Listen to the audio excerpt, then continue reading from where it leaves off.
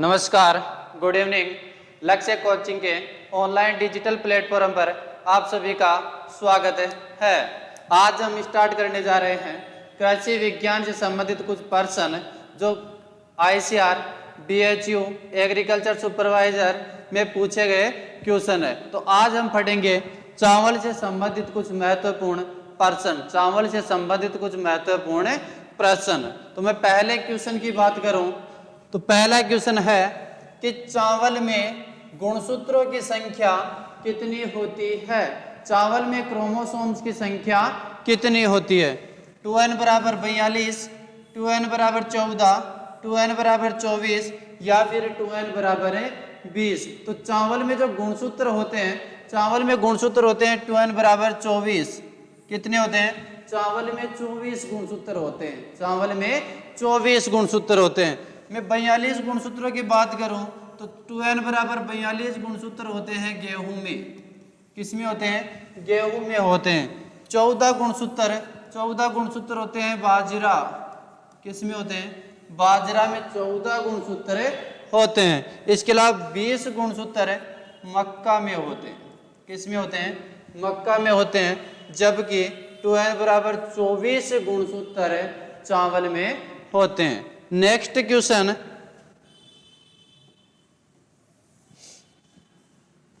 और next question है कि चावल का वानस्पतिक नाम क्या है? चावल का वानस्पतिक नाम क्या है? ट्रिटिकम एस्टिवम, ओराइजा सेटाइवा, जियामेज या फिर सोरगम बाइकलर। तो चावल का वानस्पतिक नाम होगा ओराइजा सेटाइवा। कौन सा होगा? Oryza sativa. ट्रिटिकम एस्टिवम ये होगा गेहूं का। किसका होगा? गेहूं का होगा।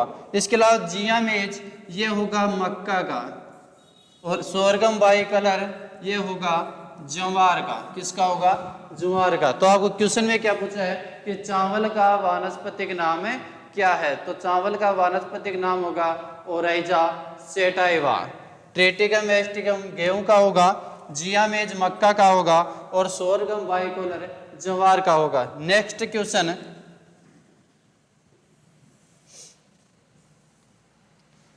और नेक्स्ट क्वेश्चन है कि चावल का कुल कौन सा है? चावल का कुल कौन सा है? तो चावल एक खाद्यान्न फसल है। कैसी फसल है? खाद्यान्न फसल। और जितनी भी खाद्यान्न फसलें होती है उनका कुल ग्रेमिनी या फिर पोएसी होता है। कौन सा होता है? ग्रेमिनी या पोएसी। तो चावल का कुल लेग्यूमिनेसी, ग्रेमिनी, सोलेनेसी या फिर क्रूसीफेरी। तो कुल कौन सा होगा?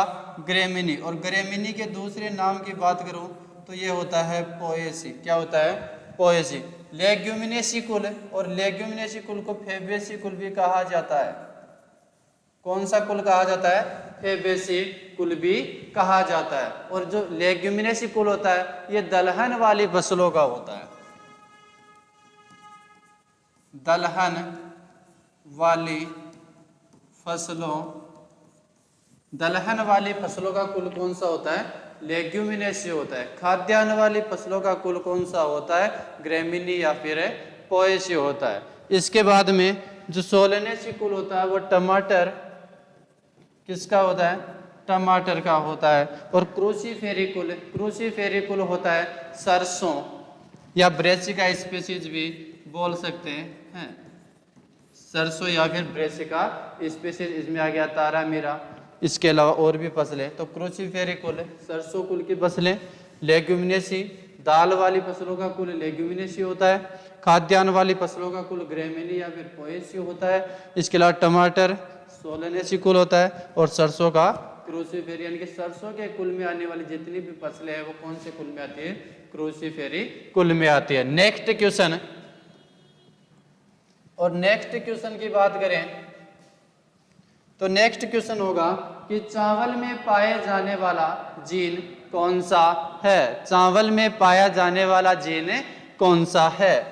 या चावल में बोनेपन के लिए उत्तरदायी जीन कौन सी है? बोनेपन के लिए, तो बोनेपन के लिए नोरिन, ओजो, डीजीयू जीन या फिर टिप्टेटेगिस-ए। तो चावल में बोनेपन के लिए जो उत्तरदायी जीन होती है वो होती है डीजीयू जीन। कौन सी होती है? DGU gene. जो नोरिन होती है ये होती है गेहूं में। गेहूं में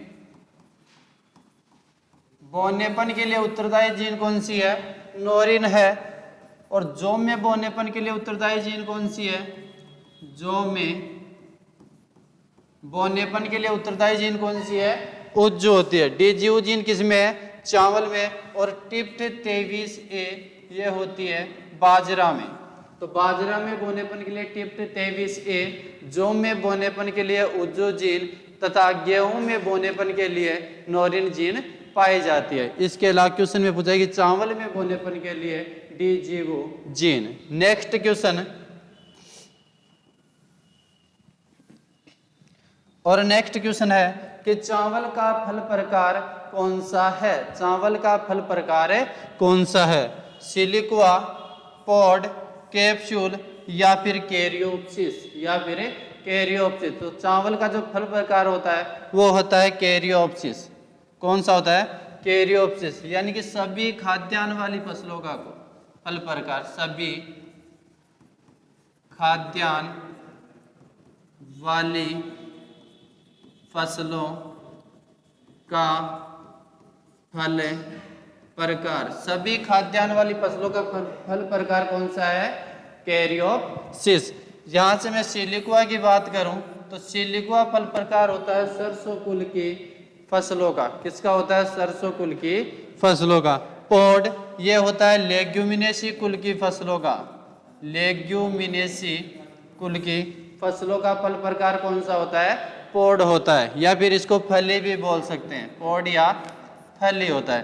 कैप्सूल, कैप्सूल होता है जीरा, धनिया, सौंफ और मेथी का जो फल प्रकार होता है वो कौन सा होता है?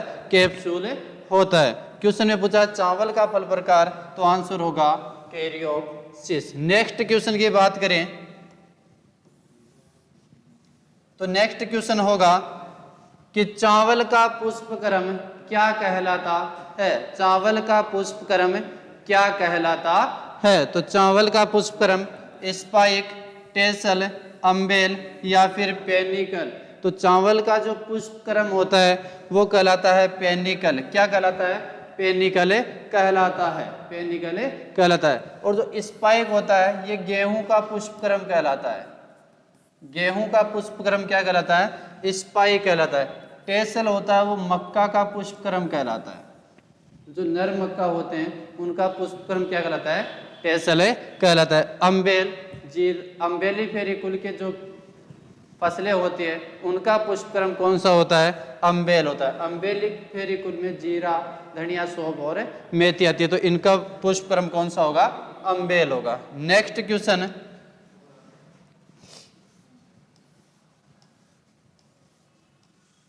और नेक्स्ट क्वेश्चन की बात करें, चावल में कितने प्रतिशत प्रोटीन पाई जाती है? तो चावल में कितने प्रतिशत प्रोटीन पाई जाती है? तो जितनी भी खाद्यान्न वाली फसलें हैं उनमें सबसे कम प्रोटीन चावल में ही पाई जाती है। किस में पाई जाती है? चावल में ही पाई जाती है। तो देखो 11.5%, 6 से 7%, 10% या फिर कोई नहीं। तो चावल में सबसे कम प्रोटीन पाई जाती है और वो होती है 6 से 7%। कितने परसेंट होती है? 6 से 7%। जबकि खाद्यान्न में सर्वाधिक प्रोटीन बाजरे में पाई जाती है 11 से 12%। सर्वाधिक प्रोटीन बाजरे में 11 से 12%, जबकि सबसे कम प्रोटीन किस में होती है? चावल में। सबसे कम प्रोटीन किस में होती है? चावल में होती है और सबसे ज्यादा होती है बाजरे में। चावल में कितनी होती है? 6 से 7%। नेक्स्ट क्वेश्चन की बात करें तो नेक्स्ट क्वेश्चन होगा कि निम्न में से कौन सी क्रिया चावल से संबंधित है? यानी कि कौन सी क्रिया चावल में की जाती है? पैकिंग, जिनिंग, पडलिंग या फिर प्रोपिंग। तो जो पैकिंग की क्रिया होती है ये मूंगफली में होती है। मूंगफली में जो सुइयां बनती है उसे पैकिंग बोला जाता है। मूंगफली में तो पैकिंग की क्रिया किस में होती है? मूंगफली में होती है। जिनिंग, और जिनिंग की क्रिया की जाती है कपास में। किस में की जाती है? कपास में। पडलिंग, और पडलिंग की क्रिया होती है आपकी चावल में, इसमें होती है पडलिंग की क्रिया चावल में, और प्रोपिंग की क्रिया होती है गन्ने में, इसमें होती है गन्ने में। तो क्वेश्चन में पूछा है कि चावल से संबंधित क्रिया कौन सी है, तो आपका आंसर हो जाएगा पडलिंग। कौन सा हो जाएगा? पडलिंग। पैकिंग की क्रिया होती है मूंगफली में, जिनिंग की क्रिया होती है कपास में, पडलिंग चावल में होता है, और प्रोपिंग की क्रिया गन्ने में होती है। नेक्स्ट क्वेश्चन,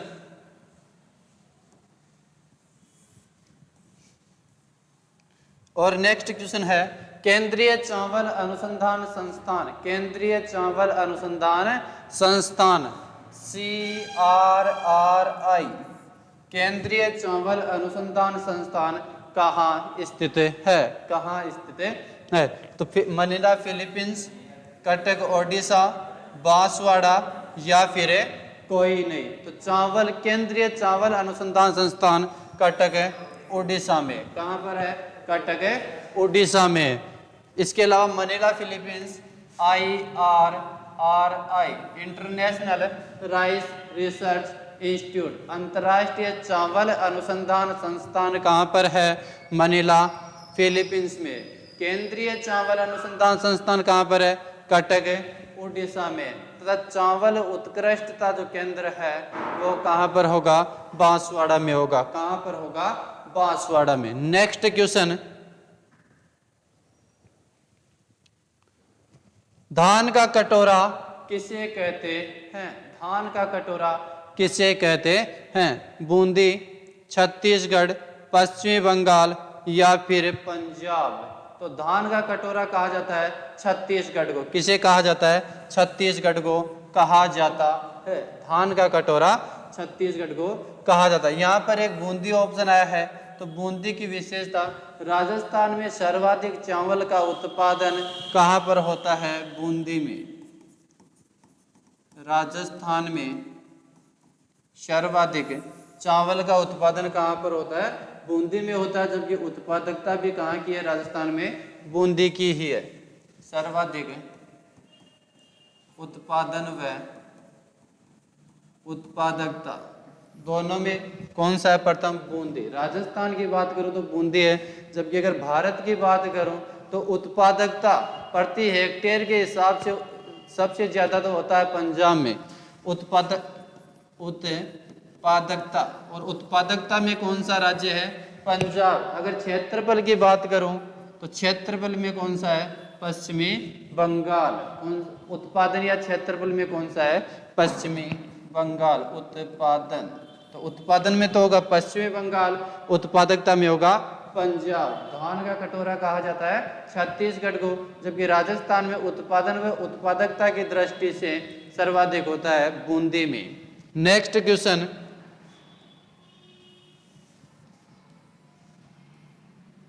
नेक्स्ट क्वेश्चन है कि निम्न में से कौन से राज्य में चावल तीनों ऋतुओं में उगाए जाते हैं? निम्न में से कौन से राज्य में चावल तीनों ऋतुओं में उगाए जाते हैं? शरद ऋतु, बसंत ऋतु, इसके अलावा ग्रीष्म ऋतु, अस, अमन और बोरो ऋतु है। तीनों ऋतुओं में उगाए जाते हैं। केरल, पश्चिमी बंगाल, तमिलनाडु, या एक व दो दोनों, या एक व दो दोनों। तो जो चावल तीनों ऋतुओं में उगाए जाते हैं, तो एक तो पश्चिमी बंगाल में उगाए जाते हैं, इसके अलावा तमिलनाडु में उगाए जाते हैं। पश्चिमी बंगाल और तमिलनाडु में उगाए जाते हैं। तो एक व दो दोनों नहीं होगा, यहाँ पर होगा तीन व दो दोनों।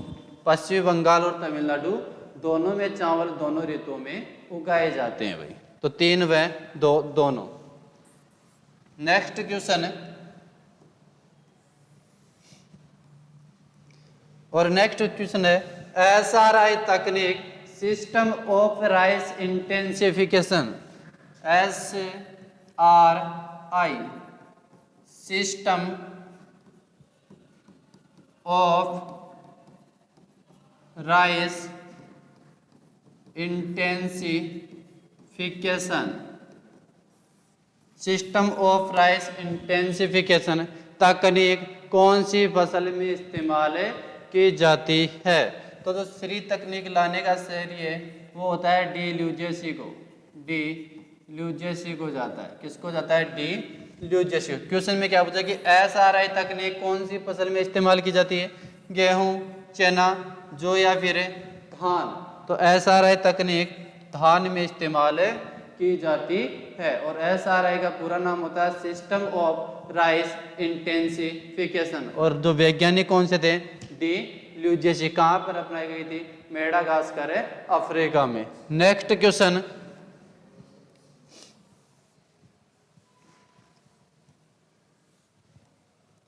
और नेक्स्ट क्वेश्चन है कि चावल की संकर किस्म है, चावल की हाइब्रिड किस्म है, हाइब्रिड किस्म है जया, ERS10, पूसा 5 या फिर IR 64 या फिर IR 64। तो चावल की जो संकर किस्म होती है वो है PRH10, Pusa rice hybrid 10। PRH10 का पूरा नाम होता है पूसा राइस हाइब्रिड 10। तो चावल की संकर किस्म कौन सी है? PRH10। Next question, next question है खरपतवार नियंत्रण हेतु ब्राउन मैन्यूरिंग। क्या? ब्राउन मैन्यूरिंग जो कि एक विधि है। ये 2018 सुपरवाइजर में पूछा गया क्वेश्चन है कि खरपतवार नियंत्रण हेतु ब्राउन मैन्यूरिंग जो कि एक विधि है कौन सी फसल में अपनाई जाती है? कौन सी फसल में अपनाई जाती है? तो मक्का, गन्ना, गेहूं या फिर धान। तो जो ब्राउन मैन्यूरिंग की जो विधि है वो अपनाई जाती है धान में। किस में अपनाई जाती है? धान में। इसके अलावा एक विधि होती है बुशनिंग की विधि, वो भी किस में अपनाई जाती है? धान में अपनाई जाती है। पडलिंग की क्रिया भी किस में अपनाई जाती है? धान में अपनाई जाती है। तो खरपतवार नियंत्रण है तो ब्राउन मैन्यूरिंग विधि किस में अपनाई जाती है? धान में अपनाई जाती है। नेक्स्ट क्वेश्चन, और नेक्स्ट क्वेश्चन है चावल कम क्षेत्रफल में चावल की नर्सरी तैयार करने के लिए उपयुक्त विधि है। अगर हमें कम क्षेत्रफल में चावल की नर्सरी तैयार करनी है तो उसके लिए उपयुक्त विधि कौन सी है? शुष्क क्यारी विधि, गीली क्यारी विधि, डेपोक विधि या फिर SRI विधि। तो कम क्षेत्रफल में चावल की नर्सरी के लिए डेपोक विधि। कौन सी विधि? डेपोक विधि। इसमें क्षेत्रफल रखा जाता है 2.5 वर्ग मीटर, 2.5 वर्ग मीटर रखा जाता है। इसके अलावा शुष्क क्यारी विधि, गीली क्यारी विधि, डेपोक विधि और SRI विधि। तो कौन सी विधि अपनाई जाती है कम क्षेत्रफल में? डेपोक विधि। ये थे आज के 15 क्वेश्चन जो चावल से संबंधित थे। इसके आगे की क्लास हम करेंगे कल और उसमें हम पढ़ेंगे चावल के बचे हुए शेष क्वेश्चन। ओके।